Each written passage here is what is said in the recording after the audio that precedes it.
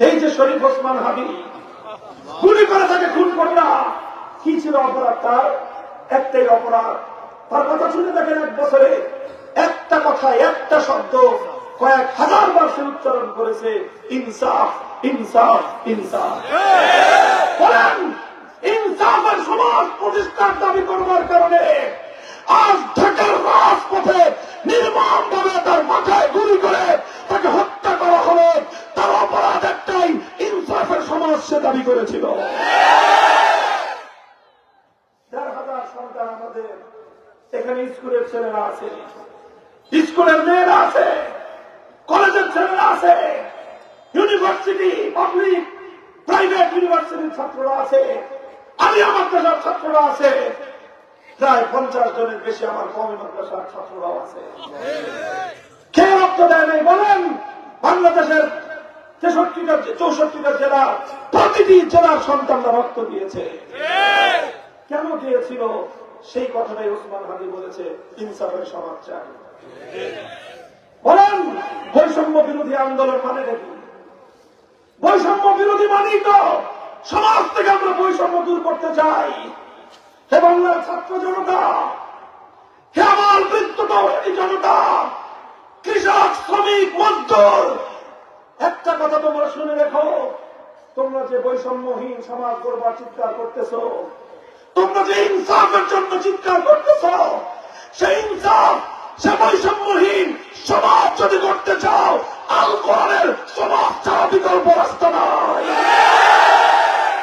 এই জন্য আল্লাহর কোরআন সরকারকে দায়িত্বগুলো দিয়েছে, আমারু বিল মারুফ ওয়া নাহু আনিল মুনকার, সৎ কাজের আদেশ করবা, অসৎ কাজ, অন্যায়, দুর্নীতি, লুটপাট, সন্ত্রাস, মাদকের সাম্রাজ্য সব এই জমিন থেকে উৎখাত করতে হবে। মাদকের সমস্ত আখড়া জ্বালিয়ে পুড়িয়ে সাকার করে দিতে হবে। নাহওয়ানিল মুনকার আল্লাহ পাক এই দায়িত্ব দিয়েছেন। আলহামদুলিল্লাহ, আমার বাংলাদেশের মানুষ, আমার আখেরি পয়গাম তোমাদের কাছে একটা কথা, দেখো, যেই সমাজ ব্যবস্থার কথা আল্লাহ কোরআন বলেছে, ইসলাম এবং মুসলমানরা যতদিন সেই কোরআনী সমাজ ব্যবস্থার দিকে ফিরে না আসবা, পৃথিবীতে সম্মান, মর্যাদা, সমৃদ্ধি কোনো কিছুই তোমাদের কপালে জুটবে না। আর যদি তোমরা ইসলামের সমাজ ব্যবস্থা কায়েম করতে পারো, ইনশাআল্লাহ যুগের পর যুগ লাগবে না, বছরের পর বছর লাগবে না, 1 থেকে 2 বছরের মাথায় তোমরা নিজেরা ঘরে বসে নিজের হাতে তার সুফল দেখতে পাবে ইনশাআল্লাহ। আমি দেখে এসেছি। আমি একটা দেশে গিয়েছিলাম, সেই দেশে 30 জন মন্ত্রী, তার মধ্যে 28 জনই মাওলানা, কওমি মাদ্রাসার ছাত্র, সব কওমি মাদ্রাসার ফারেক হুজুর, তারা সেই দেশটা চালায়। সেই দেশে একটা মন্ত্রণালয় আছে, পৃথিবীর কোন দেশে সেই মন্ত্রণালয় নাই। ওই মন্ত্রণালয়ে আমরা গেলাম, গিয়ে সেখানকার প্রধানমন্ত্রী, তার মূল মন্ত্রীতে পাই নাই, ডেপুটি মিনিস্টারের সঙ্গে দেখা। সেই মন্ত্রণালয়ের নামটা কি? ওয়াজারাতুল আমরি বিল মারুফ ওয়ান নাহই আনিল মুনকার। মন্ত্রণালয়ের নামই হলো যে সৎ কাজের আদেশ, অসৎ কাজের নিষেধ মন্ত্রণালয়, এই হলো নাম। জিজ্ঞাসা করলাম, ভাই এটা কিরকম নাম দিলেন আপনারা মন্ত্রণালয়ে? কত রকম মন্ত্রণালয় দেখলাম, অর্থ মন্ত্রণালয়, শিক্ষা মন্ত্রণালয়, বিদ্যুৎ মন্ত্রণালয়, শ্রম মন্ত্রণালয়, পররাষ্ট্র মন্ত্রণালয়, স্বরাষ্ট্র মন্ত্রণালয়, আইন মন্ত্রণালয়, পাট মন্ত্রণালয়, খাদ্য মন্ত্রণালয়, শিল্প মন্ত্রণালয়, কত রকম মন্ত্রণালয় আছে। সারা দুনিয়া ঘুরা কোথাও তো এই আমর বিল মারুফ নাহি আনিল মুনকার কোরআনের মধ্যে আয়াত, এক রাকাত নামাজ হয়ে যাবে মন্ত্রণালয়ের নাম দিয়ে। এই নাম দিলেন কেন আপনারা? আল্লাহু আকবার। ডেপুটি মিনিস্টার আমাদেরকে জবাব দিলেন যে, দেখেন হুজুর, অন্য সব মন্ত্রণালয় এটা আমরা নিজেদের প্রয়োজনে বানাইছি। আমরা মনে করছি আমাদের বিবেচনা থেকে, আমরা মনে করছি অর্থ মন্ত্রণালয় দরকার, আমাদের বিবেচনায় থেকে মনে করছি আমরা বিদ্যুৎ মন্ত্রণালয় দরকার, আমাদের বিবেচনা থেকে আমরা মনে করেছি খাদ্য মন্ত্রণালয়, পররাষ্ট্র মন্ত্রণালয়, স্বরাষ্ট্র মন্ত্রণালয়, শ্রম মন্ত্রণালয়, বাণিজ্য মন্ত্রণালয় এগুলি দরকার, এগুলো আমরা মনে করে বানিয়েছি। আর আমর বিল মারুফ ওয়া নাহি আনিল মুনকার এই মন্ত্রণালয়টা আমরা নিজেদের বিবেচনায় বানাই নাই, এটা বানানোর জন্য সব আল্লাহ নির্দেশ দিয়েছেন, এই জন্য বানাইছি। বলে একটা মন্ত্রণালয় যেটার কথা স্বয়ং আল্লাহ বলেছেন, ইম্মাক্কান্নাহুম ফিল আরদ, আমি যদি ইমানদারদেরকে ক্ষমতা দেই, সেই ক্ষমতা পাওয়ার পর নামাজ কায়েম করবে, যাকাত বাস্তবায়ন করবে, এরপরে তারা আমর বিল মারুফ ওয়া নাহি আনিল মুনকার, সৎ কাজের আদেশ, অসৎ কাজে নিষেধ করার কাজ করবে। বলে যে আল্লাহর এই হুকুম বাস্তবায়নের জন্য আমরা এই মন্ত্রণালয়টা কায়েম করেছি। জিজ্ঞাসা করলাম কেমনে চলে? বললো ওই দেশের সবচেয়ে বেশি পাওয়ারফুল মন্ত্রণালয়, সবচেয়ে পাওয়ারফুল মন্ত্রণালয়। আমাদের দেশের পাওয়ারফুল মন্ত্রণালয় কোনটা জানেন? প্রতিরক্ষা মন্ত্রণালয়, অর্থ মন্ত্রণালয়, পররাষ্ট্র মন্ত্রণালয়, স্বরাষ্ট্র মন্ত্রণালয়, এগুলি হল প্রভাবশালী মন্ত্রণালয়। এই জন্য বড় বড় মন্ত্রীরা এই পদগুলি নেয়। তাদের দেশের সবচেয়ে প্রভাবশালী মন্ত্রণালয়ের নাম হল ওয়াজারাতুল আমর বিল মারুফ ওয়া নাহি আনিল মুনকার, সৎ কাজের আদেশ, অসৎ কাজের বাধা নিষেধ করার মন্ত্রণালয়। এটা হল সবচেয়ে শক্তিশালী মন্ত্রণালয়। জিজ্ঞাসা করলাম কেমন শক্তিশালী? বলে যে প্রত্যেকটা মন্ত্রণালয়ের উপর, প্রত্যেকটা মন্ত্রীর উপর আমাদের এই মন্ত্রণালয় থেকে খবরদারি করা হয়, নজরদারি করা হয়। প্রত্যেক মন্ত্রণালয়ে আমাদের মন্ত্রণালয়ের পক্ষ থেকে সচিব নিয়োজিত আছে। পররাষ্ট্রমন্ত্রী কি করতেছে না করতেছে আমাদের কাছে রিপোর্ট দিতে হয়। অর্থমন্ত্রী কি পরিমাণ অর্থ কোথায় দিচ্ছে আমাদের কাছে তার রিপোর্ট দিতে হয়। পরিকল্পনা মন্ত্রী কোথায় খরচ করার জন্য স্যাংশন করতেছে এটা আমাদের কাছে জমা দিতে হয়। প্রত্যেকটা কাজ আমরা আল্লাহর কোরআনের নীতির আলোকে, ইসলামের নীতির আলোকে দেখি এই কাজটা করা সৎ হবে না অসৎ হবে, এই কাজটা করলে দেশের জনগণের কল্যাণ হবে না অকল্যাণ হবে, আমরা সেটা অনুমোদন দিলে তারপরে মন্ত্রণালয়গুলো কাজ করতে পারে। এর বরকত কি হয়েছে? এর বরকত এই হয়েছে যা 4 বছরে সারা দুনিয়াকে টেক্কা দিয়ে পৃথিবীতে অর্থনৈতিক উন্নয়নের ক্ষেত্রে সারা ইউরোপ এবং আধুনিক বিশ্বকে তারা পেছনে ফেলে অর্থনৈতিক উন্নয়নের ক্ষেত্রে তারা অনন্য দৃষ্টান্ত স্থাপন করেছে। কি দৃষ্টান্ত? সহজ হিসাব বুঝবেন আপনারা। 2021 সালের 15ই আগস্ট, 15ই, এটা তো নাম তারিখটা মনে থাকার কথা। 15ই আগস্ট তারা ক্ষমতায় আসলো। আল্লাহ পাক দেন কেমনে ভাই ভাই মিলে 15ই আগস্ট তারা ক্ষমতায় আসছে কত সালে? 2021 সালে যখন এই মোল্লারা ক্ষমতা নিল তখন সেই দেশে $1 দাম ছিল কত জানেন? $1 দাম ছিল তাদের দেশের যে মুদ্রা, তাদের দেশের টাকা বলি সহজ বোঝানোর জন্য আপনাদেরকে, তাদের দেশের টাকায় $1 দাম ছিল 130 টাকা। কত? 130। আর আমাদের বাংলাদেশে 2021 সালে $1 দাম ছিল কম বেশি 100 টাকা। কম বেশি কত? 100 টাকা। 2021 সালের কথা বলতেছি। এবার আসেন 2025 সালে, 4 বছর পরে সেই দেশে এখন $1 পাওয়া যায় তাদের দেশের 65 টাকায়। কত? তাহলে তাদের দেশের চালের দাম বাড়লো কত?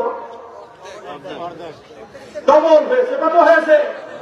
65 দ্বিগুণে 130। একদম পুরা ডলারের দাম সম্পূর্ণ অর্ধেক হয়েছে। তার মানে তার দেশের মুদ্রার দাম সম্পূর্ণ ডবল, 100% বেড়েছে। আমার দেশে আজকে যান ডলার কিনতে, বাংলাদেশি টাকায় $1 কিনতে পারবেন কয় টাকায়? 122, স্বাভাবিক 125 টাকায়। তার মানে 100 টাকা ছিল, 5 বছরে হলে 125 টাকা। আমার দেশের টাকার দাম বাড়লো না কমলো? কত পার্সেন্ট কমলো? 25% কমলো। তাহলে আমার দেশে বিশ্বসেরা নোবেল জয়ী অর্থনীতিবিদ ক্ষমতায় আছেন, পারেন না 4 বছরে দেশের ডলারের দাম খুব একটা কমাইতে। 2-4 টাকায় এদিক সেদিক। এই দেশের অর্থনীতি এখনো পর্যন্ত 125 টাকা, আর তারা ছিল 130 টাকা। মোল্লারা এমন রাষ্ট্র কায়েম করেছে 4 বছরের মাথায় সেই ডলারের দাম হয়েছে অর্ধেক 65 টাকা। এটা ভাই শুধু ডলার না, সব জিনিসের দাম এরকম, সব জিনিসের দাম এরকম। কেন হয়েছে? তারা ওই এমন একটা সমাজ ব্যবস্থা কায়েম করেছে, অনেক বড় লোক তারা হয়ে গেছে তা না, সমাজের মধ্যে বৈষম্য বলতে কিছু না। 8 লক্ষ পরিবার, কয় লাখ? 8 লক্ষ পরিবার, 8 লক্ষ পরিবারকে তারা প্রতি মাসে ভাতা দেয়। কি দেয়? কত করে? এই ভিক্ষা দেয় আপনাদের মতো না, বাংলাদেশি টাকায় কম করে হলেও 10,000 টাকা দেয় একটা ফ্যামিলিতে। এবার হিসাব করেন, 10,000 টাকাকে 8 লাখ দিয়ে পূরণ দিয়ে ক্যালকুলেটরে হিসাব পুরাই দিয়ে দেখেন। এই পরিমাণ টাকা প্রতি মাসে মান্থলি কোন সার্ভিস ছাড়া, কোন কাজ ছাড়া, শুধুমাত্র ওই সকল নিবি ফ্যামিলিগুলোকে তারা ভাতা দেয় যারা বিগত 40 বছরের দেশের জন্য জীবন দিয়েছে, যারা অভাবী, যারা দরিদ্র। 8 লক্ষ দরিদ্র পরিবারের দায়িত্ব গ্রহণ করবার মতো রাষ্ট্র কায়েম করেছে মোল্লারা। তোমাদের বিশাল সাম্রাজ্যবাদী ভারত পারে নাই করতে, পাকিস্তান পারে নাই করতে, দক্ষিণ পূর্ব এশিয়ার আর কোন দেশের পক্ষে 8 লক্ষ পরিবারকে প্রতি মাসে এই বিপুল পরিমাণ অর্থ ভাতা দেওয়ার সামর্থ্য নাই। থাকলে আছে একমাত্র মোল্লাদের। কি বলতে চাই? কথা একটাই বলতে চাই, লাখ লাখ টাকা নাই। খোলাসা করে বলতে চাই, অনেককে দায়িত্ব দিয়ে দেখেছেন, অনেক ক্ষমতা রক্ষণ করেছেন। একবার সোনার বাংলা দেখেছেন, একবার নতুন বাংলা দেখেছেন, সবুজ বাংলা দেখেছেন, ডিজিটাল বাংলাদেশ দেখেছেন। এবার একটাবার এদেশের আলেম সমাজকে রাষ্ট্রের দায়িত্ব দিয়ে দেখেন। দায়িত্ব নিয়ে আমি কথা বলছি, 5 বছরের মধ্যে বাংলাদেশের জনগণের অর্থনৈতিক বৈষম্য শূন্যের কোঠায় নিয়ে আসবে ইনশাআল্লাহ। কথা আমার শেষ। এবার আলেমরা আমাদেরকে একটা কথা বলি,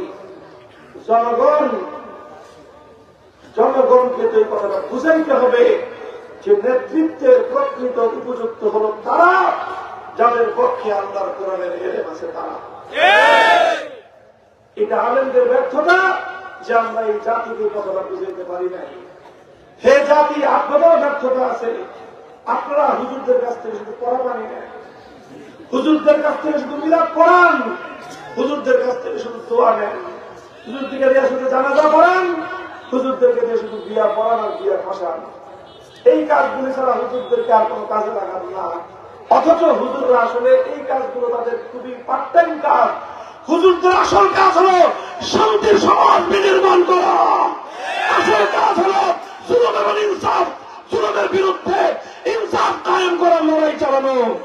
হুজুরদের আসল কাজ হলো একটি সুন্দর শান্তির সমাজ গঠন করা। আল কোরআনের সমাজ কায়েম করে আলেম সমাজের দায়িত্ব। আলহামদুলিল্লাহ, আমরা আজ আপনাদের কাছে এই প্রত্যয় ব্যক্ত করতে চাই, ইনশাআল্লাহ বাংলাদেশের আজ প্রত্যন্ত অঞ্চলে নতুন সম্ভাবনার সূর্যোদয়ের পূর্বাভাস দেখা দিচ্ছে। নতুন সূর্যোদয়ের সুবহে সাদেক উদিত হয়েছে।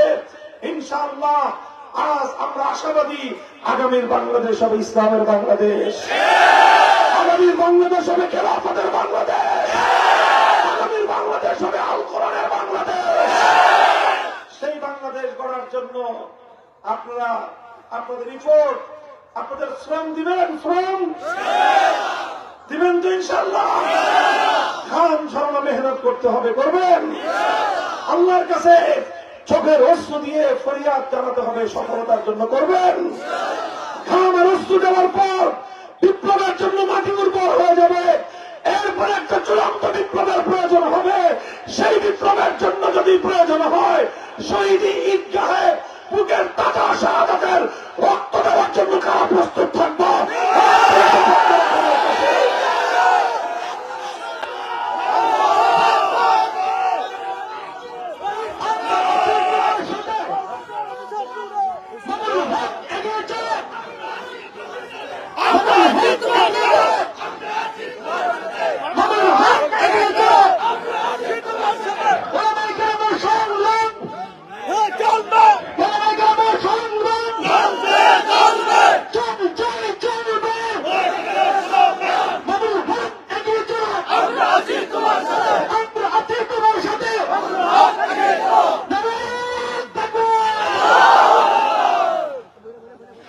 স্লোগান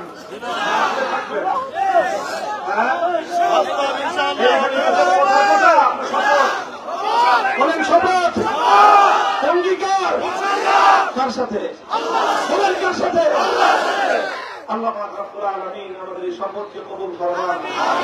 আগামীর দেশ আগামীর পৃথিবীটা ইনশাআল্লাহ ভিন্ন এক পৃথিবী হবে। যারা পুরান দিনের সেই পুরানা জিনিসের যারা নাকি আশা করতেছেন ইনশাআল্লাহ আগামীর পৃথিবী রং বদল হবে ইনশাআল্লাহ। আল্লাহ পাক রব্বুল ইজ্জত আমাদের সকলকেই সেই সুন্দর সমাজ বিনির্মাণ করার এবং সেই সুন্দর সোনালী শুভ্র প্রভাত দেখার তৌফিক আল্লাহ আমাদেরকে দান করুন। আলহামদুলিল্লাহি রাব্বিল আলামিন। সকাল বলি আলহামদুলিল্লাহ, আলহামদুলিল্লাহ। আগামী সমাজ কাদের? আগামী সমাজ ইসলামের।